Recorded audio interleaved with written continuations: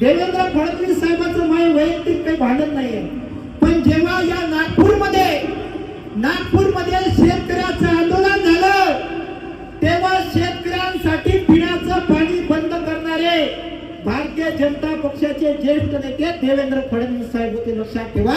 एमपीएससीचं आंदोलन झालं, एमपीएससीचा अभ्यास करणाऱ्या विद्यार्थ्यांचं आंदोलन झालं। अरे साधारण शेतकऱ्याची पोरगा पुण्यामध्ये अभ्यास करायला जातात, आमचा बाप 6,000 रुपये 7,000 रुपये त्या पोरांना रूम भाड्यासाठी पाठवते, मेस साठी पाठवते। त्या पोरांच्या परीक्षा 7-7, 8-8 महिने लेट करतात, त्यांचं वयवाढ करत नाही। पण ते जेव्हा आंदोलनाला बसतात तेव्हा देवेंद्र फडणवीस साहेब त्यांच्यावर लाठीचार्ज करतात।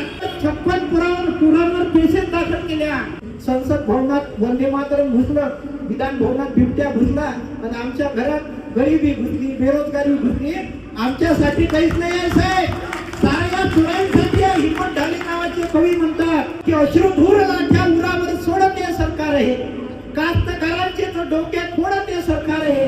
1,15,00,000 आमच्या खात्यात येईल तेव्हा सांगा ना, घोषणांच्या भोकनाड्या मारत हे सरकार आहे।